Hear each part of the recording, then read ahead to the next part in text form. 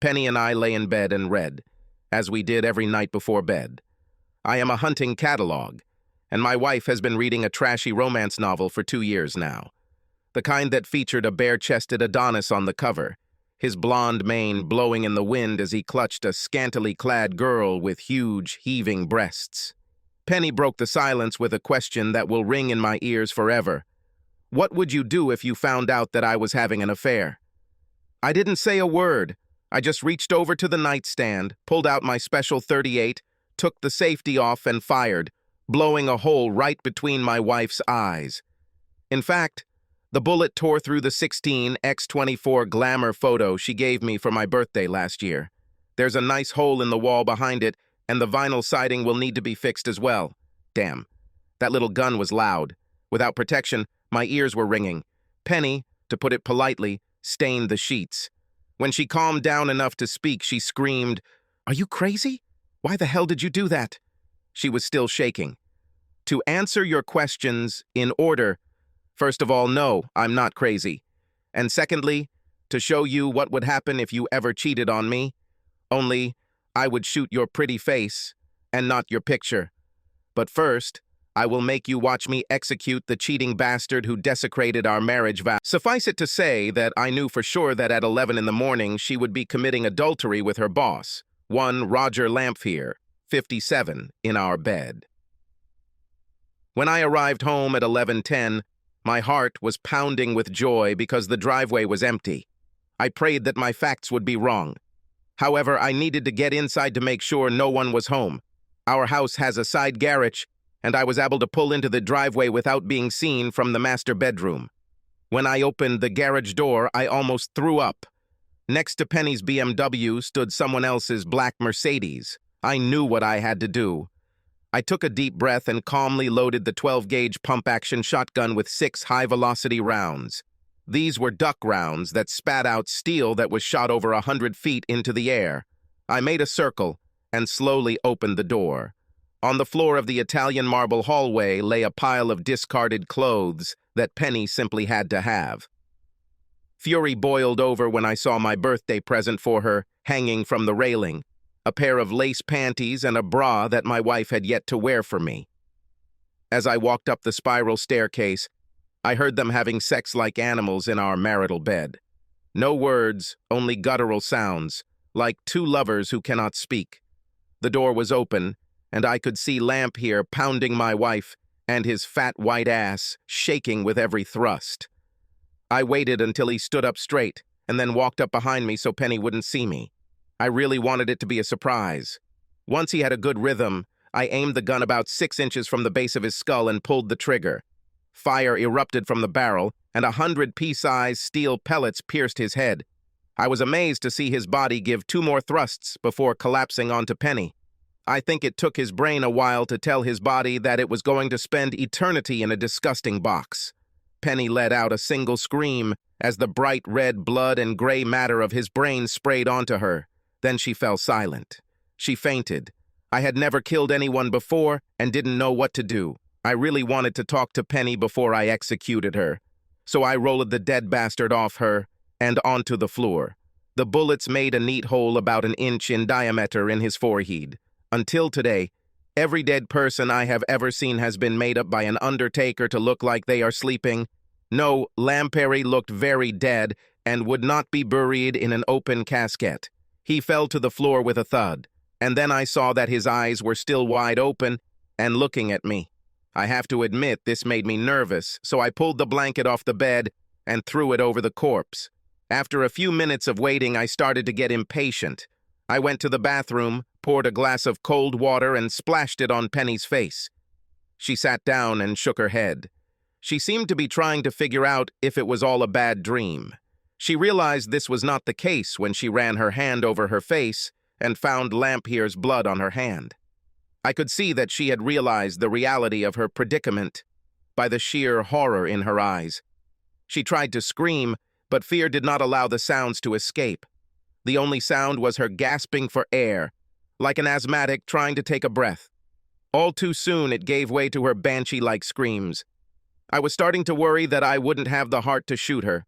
I mean, it's one thing to shoot a fat fuck in the back, but it's another thing entirely to kill the woman I loved. I mean, I'm an accountant, not a hitman. You know I get angry when you cry. I'm telling you right now, stop this crap. It won't help you at all. I offered her a towel to wipe the blood from her bare chest. She began to speak, but her lips trembled so much that I could not understand her.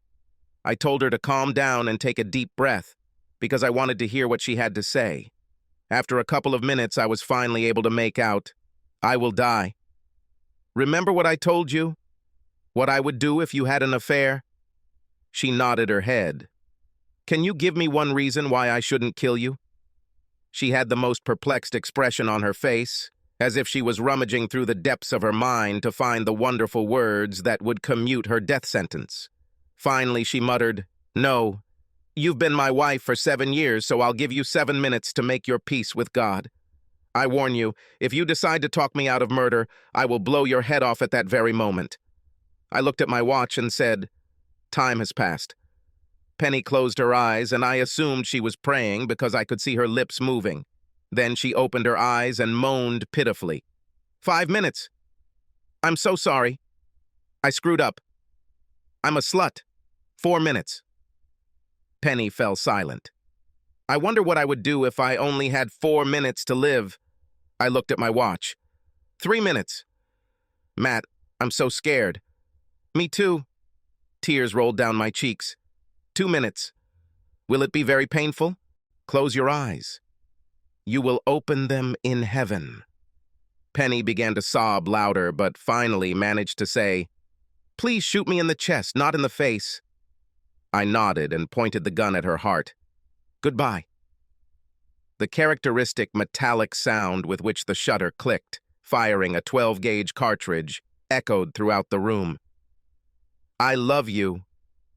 I love you too." I pulled the trigger and ripped the life out of my wife. The shot made a hole in her chest, the size of the hole she left in my heart. I sat next to her lifeless body and cried for at least an hour. Then I took out a notepad and began to write my confession. I started by talking about the hole in the picture and ended with the words, "I am a man of my word, and I kept my promise to my wife." My stomach growled, and I realized that all I had eaten all day was a cup of coffee. If I call the police right now, I'll be lucky if I can get something to eat before tomorrow morning, I thought. And then inspiration struck me. Pizza. I went downstairs and found a menu for an Italian restaurant next door that delivered food. I thought this would be the last pizza I would ever try. I opened what would no doubt be my last bottle of beer and wrote a note to my brother while I waited. I told him how to dispose of my property and bank account information. I put Penny's insurance policy, whatever cash I had on hand, and a set of keys in a priority mail envelope, sealed it, and then put the correct postage on it. 30 minutes later, the doorbell rang. I handed the delivery guy $25 and said, "Keep the change." I made his day. I wasn't sure if it was real or not, but I remembered that in almost every detective show, the bad guy's belt and shoelaces are taken away so he doesn't hang himself. I knew there would be television cameras in court, and I didn't want to walk around like I was homeless. I went to the bathroom and took what I expected to be my last hot shower, then changed into comfortable pants that didn't need a belt and a pair of moccasins. To make sure my story got out, I made copies of my confession and mailed them to 2 reporters whose names I recognized from the front page of the local newspaper. I wanted to make sure everyone knew why I did it. I walked about a half-mile to the pharmacy and dropped the envelopes in the mailbox. Returning, I realized that I was taking my last walk as a free man. 10 minutes later, I took one last walk through our house, ending in the master bedroom. I kissed Penny goodbye one last time and went downstairs to call the police. I placed my signed confession on the floor next to the disassembled shotgun. 911. What is your emergency? My name is Matthew Weiss. I just shot my wife and her lover. I have your address. Toe 201 Morrison Street. Yes, ma'am. They're in the upstairs bedroom. I'm sending a patrol car and an ambulance. I warned the officers that you were armed. Please state your intention. No problem, ma'am. Tell the officers that I will not resist. The front door is wide open, and I will be lying face down with my fingers clasped behind my head. A couple of minutes later, the first patrol car arrived. It took them almost that long to come in and handcuff me. I was driven to the station in the back seat of an unmarked car. The next couple of days pass in a blur. I was glad I ate before giving in, as I was interrogated non-stop. I should mention that I live in a nice, quiet residential area, and this was the first double murder they've ever had. Everyone seemed to want to talk to me. I kept telling them that I had explained everything in my confession, but they still insisted on questioning me. The detective interviewing me kept asking if I had ever thought about suicide. My answer was always the same. I only did what I gave my solemn word. And a person who does not keep his word is not a person. He became even more angry when I refused to tell him how I found out that my wife was having an affair and, more specifically, when she would have a date with her lover. His bizarre words did not loosen my tongue because I was sworn to secrecy. And I am, after all, a man of my word. I couldn't tell how much time had passed because there was no window or clock in the room, just a metal table to which I was handcuffed and 2 chairs. Later, in what I assumed was early evening, a state police investigator took over the interview. He seemed like a pretty nice guy. He even offered me a cup of coffee. The taste was hellish. I told my story again. He thanked me for my time and said he would return when it was time for me to go to court. I was then examined by a psychiatrist to determine if I was going crazy. When he asked if I felt remorse, I replied, "No, I feel betrayed." I was betrayed by a woman who promised before God and people to leave everyone else. Then I added, I had to do what I did, otherwise I wouldn't be a man. He was not very happy with my answers. We had a long argument about my morals and ethics for what must have been 2 hours before he announced that he had what he needed. I was shackled and taken back to my cell to await the next inquisitor. The next morning, I was brought before a judge to face charges. After the indictment was announced, I was asked if I admitted my guilt. "Guilty, Your Honor." My court-appointed lawyer, who looked like he was straight out of law school, shouted, "No, Your Honor, my client did not do this. I mean, it was a crime of passion, and I declare his temporary insanity." I also vigorously objected that I was not crazy and that I knew what I was doing. I shouted, "Your Honor, may I please speak?" There was a loud roar from the audience. There were shouts, "Let the murderer speak!" Others suggested how to put me to death. One man in a bad suit pushed forward. "Thompson from the Times, I received your confession by mail, Mr. Weiss. Is this reliable?" I answered, "Yes, my confession is real," and a couple of burly sheriff's deputies pushed me out of the courtroom. I never heard back from the judge. I spent another wonderful evening at the Gray Bar Hotel, complete with room service. After eating a sausage sandwich, potato chips, and green beans, I sat on my bunk and stared at the wall until the lights went out. That night, the worst thing happened. Matthew Weiss woke up but couldn't move. He thought he was having a lucid dream from which he could not wake up. He started to panic. He felt like his pillow was soaked in sweat while the rest of his body was cold. He tried to call but could not. The only thing he could do was blink. When the jailer came in the morning to count the prisoners, he ordered Weiss to get out of bed. When he didn't, he called for backup before unlocking the cell. It didn't take them long to realize he wasn't faking it. Matthew Weiss was paralyzed after a stroke. Paramedics appeared and carried him to the ambulance.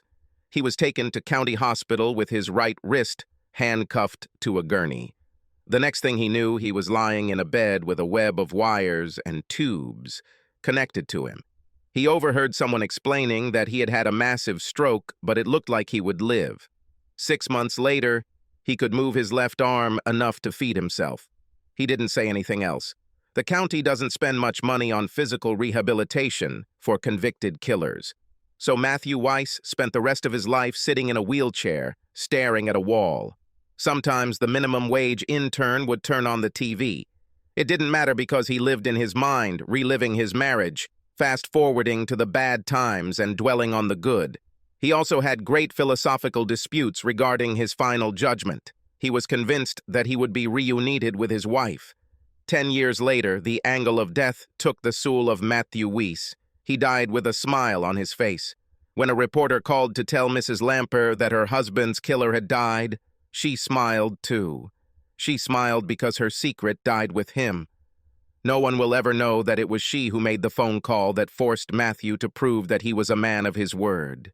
Subscribe to our channel so that your second chaff doesn't cheat on you, and go ahead and listen to the next story, because this story is nothing compared to the next one.